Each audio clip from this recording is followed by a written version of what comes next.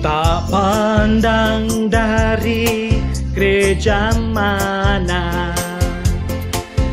asal kau berdiri atas firman-Nya.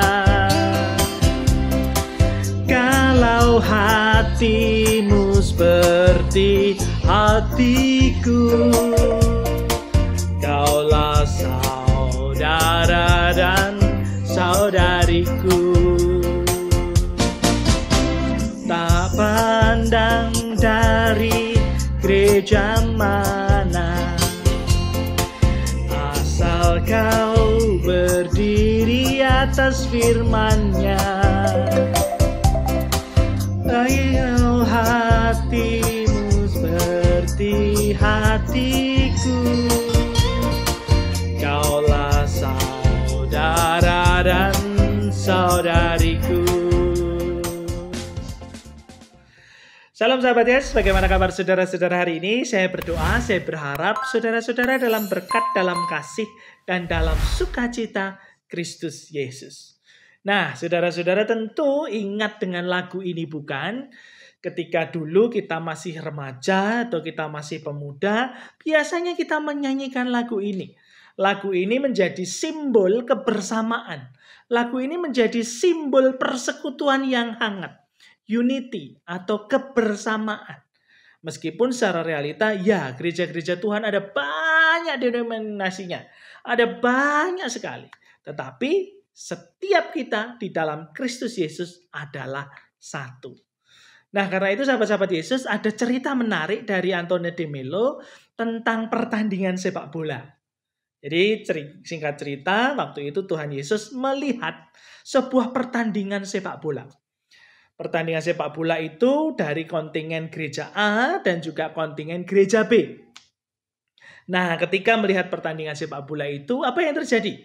Gereja A ternyata berhasil memasukkan bola ke gawang gereja B. Lalu apa yang terjadi? Wah, Tuhan Yesus bersorak sukacita. Dia senang sekali. Hore, bolanya masuk. Dan kemudian pertandingan berlanjut. Singkat cerita, kemudian gereja B ternyata berhasil memasukkan bola ke gawang gereja A. Apa yang dilakukan oleh Tuhan Yesus? Tuhan Yesus sama sukacitanya, sama teriaknya. Dia berteriak kegirangan, hore, bolanya masuk. Nah, tetapi saudara-saudara, apa yang terjadi? Rupanya para penonton di samping dan belakangnya bingung. Loh, ini pilih ke pihak siapa? Lalu Tuhan Yesus ditepuk dan dikatakan, Pak, Bapak itu supporter kelompok mana? Gereja A apa gereja B? Lalu bagaimana jawab Yesus? Jawab Yesus pada waktu itu, Yesus berkata bahwa aku menikmati pertandingan ini dengan baik. Tidak memihak salah satu pihak. Nah, lalu apa yang terjadi saudara-saudara?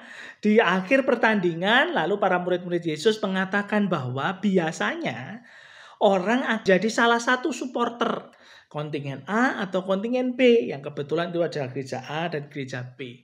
Tetapi apa yang dikatakan Tuhan Yesus? Tuhan Yesus mengatakan, oh tidak, aku tidak memihak siapapun. Bagiku yang penting adalah bagaimana permainan ini menarik dan mereka sanggup memasukkan bola. Nah, lalu para muridnya berkata seperti apa? Para murid kemudian menceritakan, nah itulah realita yang terjadi di dunia. Kadang jemaat, orang Kristen berpikir bahwa ketika dia percaya kepada Tuhan, maka Tuhan memihak pada gerejanya dan menjadi musuh atau tidak berpihak pada gereja yang lain. Hanya satu saja. Lalu Yesus mengatakan, itu sebabnya aku tidak berpihak pada gereja manapun. Aku berpihak pada orangnya. Sebab itulah yang penting dan utama bagi Tuhan Yesus. Demikian singkat cerita Anthony de Mello dalam puisinya menceritakan bagi kita semua. Nah, sahabat-sahabat Yesus, bagaimana kemudian dengan kehidupan kita? Apakah kita juga terkotak-kotak? Apakah kita juga mungkin berpikir yang sama? Bahwa gerejakulah yang terbaik, gerejamu tidak, atau gereja sana yang begini, gereja itu yang begitu. Apakah begitu? Apalagi cilakanya lagi kalau kemudian kita berpikir bahwa hanya gereja inilah yang ada Tuhannya, gereja yang lain tidak. Oh, nol besar. Sebab apa? Sebab Tuhan tidak berpihak pada gereja, tetapi kepada kita, orang-orang yang ada di dalamnya. Seperti pujian tadi, kalau hatimu seperti hatiku, berdiri atas firman Tuhan, maka kita semua, siapapun saudara-saudara, termasuk di channel ini, saudara semua adalah sahabat-sahabat Yesus. Nah, ternyata saudara-saudara, perdebatan semacam ini ternyata juga sudah ada dulu kala ketika zaman Tuhan Yesus melayani. Tepatnya pada bacaan firman Tuhan yang saat ini akan kita baca di dalam Injil Matius 2 ayat yang ke-27 dan 28. Demikian firman Tuhan bagi kita semua. Lalu kata Yesus kepada mereka, hari Sabat disediakan untuk manusia dan bukan manusia untuk hari Sabat. Jadi anak manusia adalah juga Tuhan atas hari Sabat. Demikianlah pembacaan firman Tuhan. Berbahagialah kita yang mendengar, merenungkan dalam hati dan melakukan dalam kehidupan sehari-hari. Nah, sahabat-sahabat Yesus, pada waktu itu pun Tuhan Yesus dikritik oleh orang-orang Farisi yang pada waktu itu mengkritik, apa yang dilakukan oleh murid-murid pada hari Sabat? Mereka sedang menodai hari Sabat. Nah, pada waktu itu Yesus tahu betul apa yang terjadi. Karena itu Yesus mengungkapkan, tunggu dulu. Manusia untuk hari Sabat atau hari Sabat untuk manusia? Apa bedanya saudara-saudara? Apa yang kemudian dikatakan oleh Yesus dalam firman Tuhan ini? Sebab hari Sabat disediakan untuk manusia, bukan manusia untuk hari Sabat. Nah, kadang apa yang kita mengerti kemudian berubah atau berbeda. Kalau kemudian manusia untuk hari Sabat, maka yang utamanya adalah hari Sabat. Maka orang tidak boleh melakukan ini dan itu. Orang dibatasi untuk melakukan ini dan itu. Orang kemudian dibuatkan aturan supaya apa? Supaya hari Sabat itulah yang utamanya. Tapi tunggu dulu. Apakah firman Tuhan mengatakan bahwa hari Sabat itulah yang kemudian menjadi keutamaannya? Atau manusia yang menjadi keutamaannya?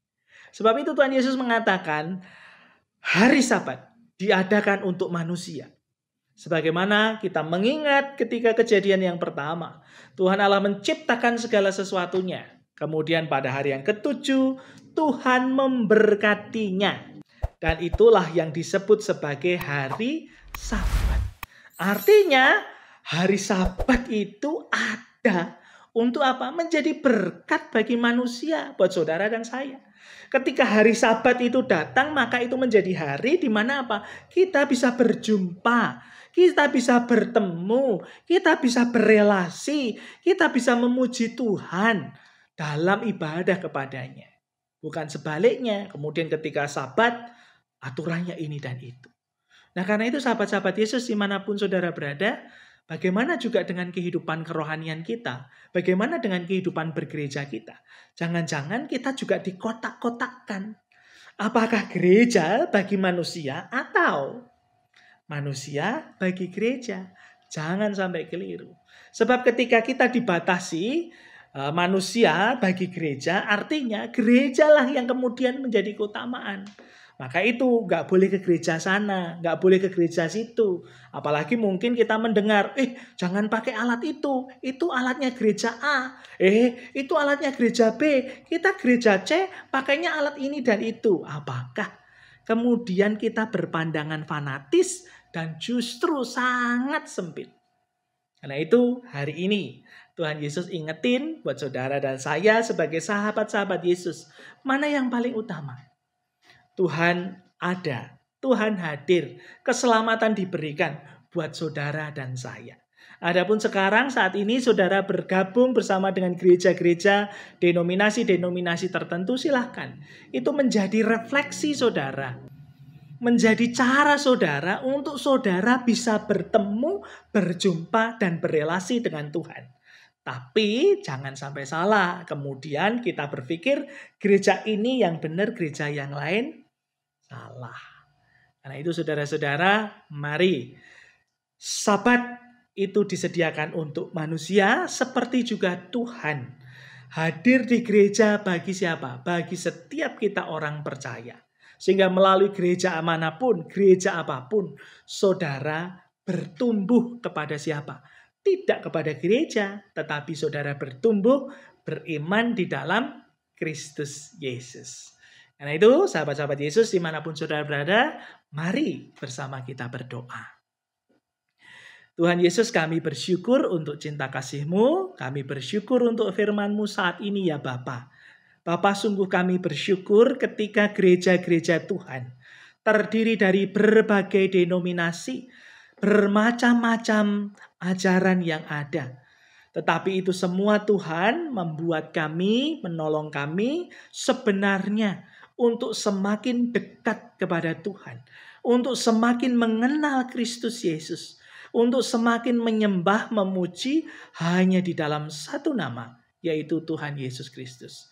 Karena itu Tuhan mampukan kami, meski kami berbeda-beda, meski kami beragam, meski kami bermacam-macam. Tetapi jagalah kami, mampukanlah kami, tolonglah kami untuk saling bergandeng tangan, untuk saling memberkati, untuk saling mengayomi, dan bersama-sama menjadi anak-anak Tuhan. Caranya mungkin berbeda, tradisinya mungkin lain, bermacam-macam bahasa, berlainan yang kami gunakan ketika kami beribadah. Liturginya bervariatif, ada banyak macam dan ragam. Biarlah itu semua semakin membawa penghayatan kami kepada satu Tuhan, yaitu Kristus Yesus. Karena itu Bapa Surgawi, tolonglah kami, supaya kami hanya dekat, menyembah, dan berpusat di dalam Kristus Yesus saja.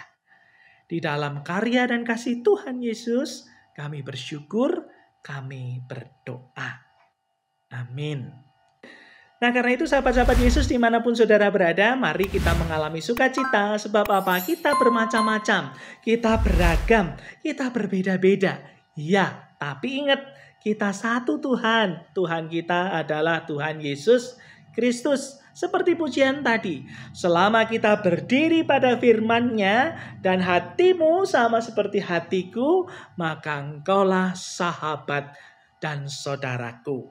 Nah, karena itu sahabat Yesus dimanapun saudara berada, mari jangan sampai kemudian kita dikotak-kotakkan oleh gereja kita masing-masing, tetapi justru melalui gereja itu mari kita belajar, mari kita semakin berelasi dan mendekatkan diri kepada Tuhan Yesus Kristus.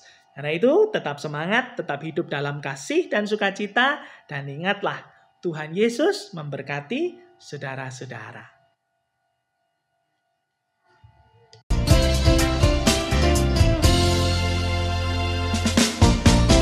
Ku tak pandang dari gereja mana, asal kau berdiri atas firman-Nya. Kalau hatimu seperti hatiku, kaulah saudara dan saudariku.